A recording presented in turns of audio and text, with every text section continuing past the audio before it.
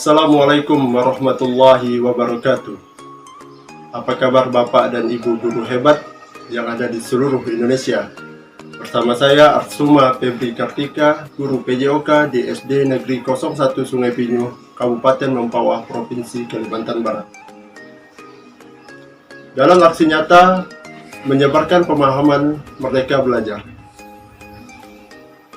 Bapak dan Ibu guru hebat, untuk mengimplementasikan kurikulum Merdeka Belajar agar mencapai tujuan pembelajaran, bagaimana pemahaman, gagasan, dan prinsip pendidikan berdasarkan pemikiran Ki Hajar Dewantara, bagaimana pemahaman untuk memfasilitasi murid agar tumbuh sesuai dengan kodratnya, bagaimana penerapan pembelajaran untuk memerdekakan murid. Adapun modul Merdeka Belajar yang harus Bapak dan Ibu guru pahami agar tercapai tujuan kurikulum Merdeka Belajar.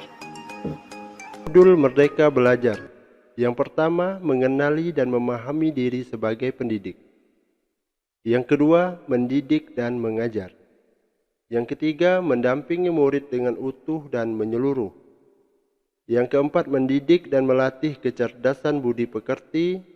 Dan yang terakhir, pendidikan yang mengantarkan keselamatan dan kebahagiaan.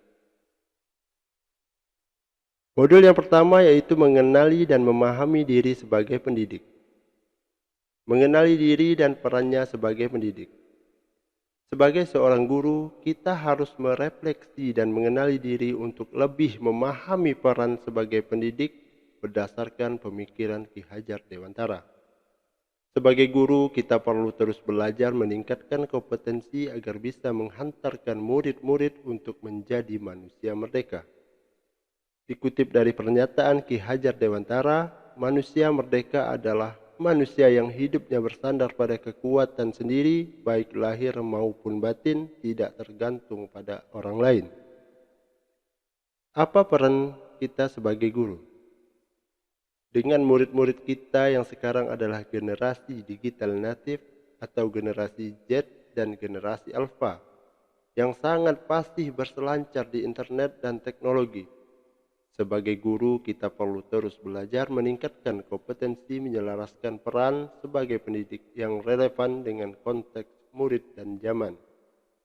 Bagaimana kita menyesuaikan peran untuk menuntun perjalanan belajar mereka, untuk pada akhirnya menemukan siapa diri mereka dan menghantarkan mereka menuju cita-citanya. Ingin menjadi guru seperti apa kita? Ada 4 tipe guru yang harus Bapak dan Ibu ketahui. Yang pertama ada guru mediocre, ada good teacher, ada guru superior, dan ada great teacher. Tipe guru yang pertama yaitu guru mediocre. Ciri guru mediocre yaitu tipe guru yang monoton, mata lebih banyak melihat buku dan membacanya.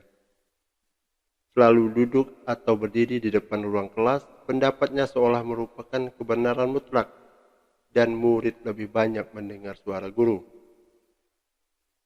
Tipe yang kedua yaitu good teacher atau guru yang baik. Guru tipe ini selangkah lebih baik, memiliki kemampuan ceramah dan menjelaskan berdasarkan hasil analisis, bukan sekedar membaca ulang dan menghafal meskipun dilihat dari gaya mengajarnya juga masih bersifat teacher center. Tipe guru yang ketiga yaitu guru superior. Guru tipe ini dapat membuat suasana kelas menjadi lebih interaktif dan kreatif. Interaksi pembelajaran tidak lagi hanya terjadi guru dengan murid, namun di antara murid dengan murid. Guru superior juga memanfaatkan media pembelajaran sehingga pembelajaran mudah diingat dan dipahami oleh murid.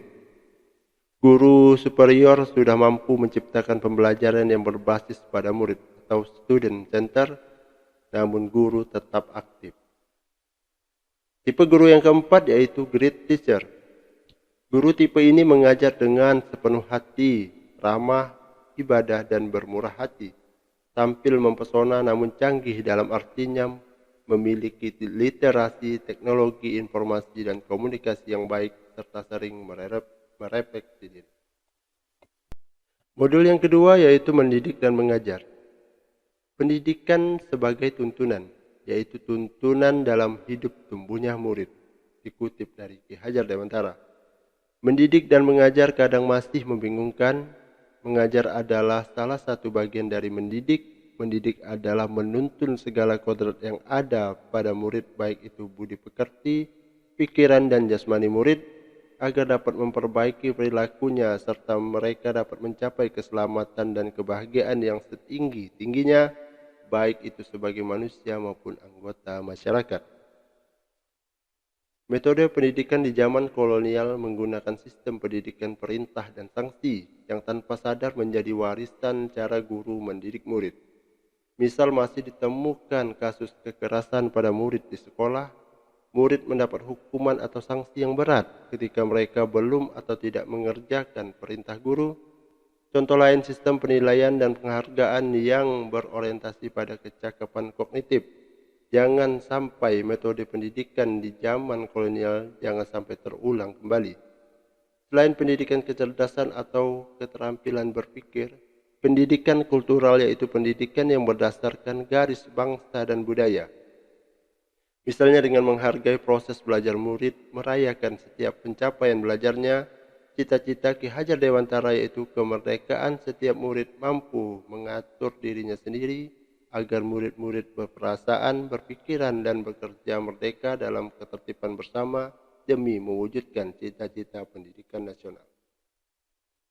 Modul yang ketiga yaitu mendampingi murid dengan utuh dan menyeluruh. Kodrat murid. Dikutip dari pemikiran Ki Hajar Dewantara, pendidikan itu menuntun segala kekuatan kodrat yang ada pada anak-anak agar mereka dapat mencapai keselamatan dan kebahagiaan yang setinggi-tingginya, baik sebagai manusia maupun anggota masyarakat. Segala perubahan yang terjadi pada murid dihubungkan dengan kodrat keadaan, baik alam maupun zaman. Asas Trikon. Asas Trikon dibagi menjadi 3. Yang pertama ada kontinu, yaitu pendidik menuntun murid dengan perencanaan dan pengembangan secara berkesinambungan menyatu dengan alam masyarakat Indonesia untuk mewariskan peradaban. Yang kedua ada konvergen, pendidik menuntun murid dengan pemikiran terbuka terhadap segala sumber belajar, mengambil praktik-praktik baik dari kebudayaan lain dan menjadikan kebudayaan kita bagian dari alam universal. Yang ketiga ada konsentris, yaitu pendidikan menuntun murid dengan berdasarkan kepribadian, karakter dan budaya kita sendiri sebagai pusatnya. Asas Trikon diyakini mampu menghadapi derasnya arus perubahan kodrat zaman seperti pembelajaran abad 21 ini. Modul yang keempat yaitu mendidik dan melatih kecerdasan budi pekerti. Budi pekerti atau watak merupakan hasil dari bersatunya gerak pikiran, perasaan, dan kehendak atau kemauan sehingga menimbulkan suatu tenaga. Budi pekerti juga dapat dimaknai sebagai perpaduan antara cipta atau kognitif dan rasa atau afektif sehingga menghasilkan karsa atau psikomotorik. Kecerdasan berpikir murid harus dapat mengembangkan budi pekerti atau watak murid tidak hanya dibentuk di sekolah, tetapi dalam keluarga dan lingkungan.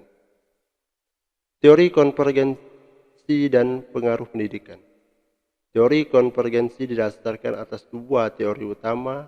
Yang pertama ada teori tabula rasa, yaitu beranggapan bahwa kodrat anak ibarat kertas kosong yang dapat diisi dan ditulis oleh guru dengan pengetahuan dan wawasan yang diinginkan pendidik.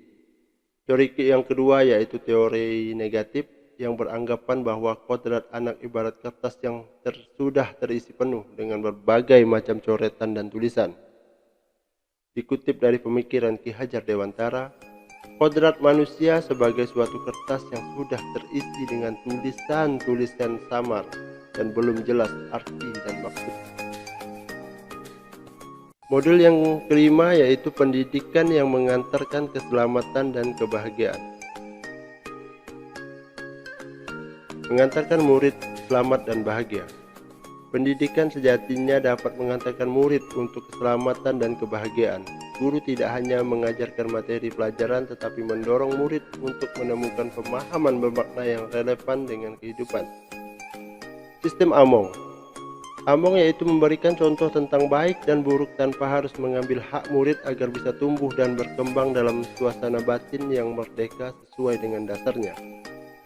Ki Hajar Dewantara mengenalkan sistem Among sebagai suatu metode pendidikan yang menekankan pada proses pembelajaran yang dikenal sing ngerto sung tulodo, di depan memberi teladan, yaitu guru memahami secara utuh tentang apa yang dapat ia bantu kepada murid menjadi teladan dalam budi pekerti dan tingkah laku. Ing madyo mangun karso, di tengah membangun kehendak. Guru diharapkan mampu membangkitkan semangat bersuakarsa dan berkreasi bersama murid dengan membuka dialog dengan murid berperan sebagai narasumber dan penuntun. Tut Wuri Handayani di belakang memberi dorongan.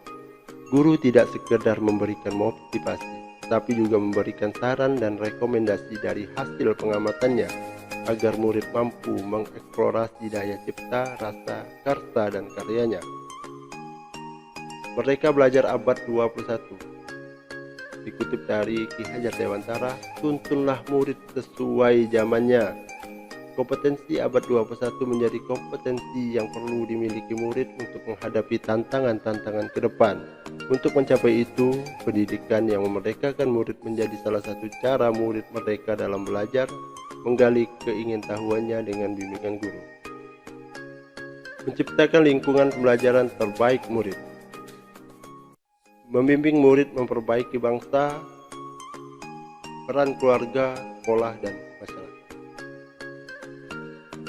Bapak dan Ibu guru hebat, terima kasih sudah hadir di sini. Terima kasih sudah mau meningkatkan kapasitas diri. Mari kita bersama meningkatkan kompetensi diri untuk mencapai tujuan pendidikan dalam memerdekakan murid. Saya Arsuma Febri Kartika. Salam kurikulum Merdeka Belajar. Assalamualaikum warahmatullahi wabarakatuh.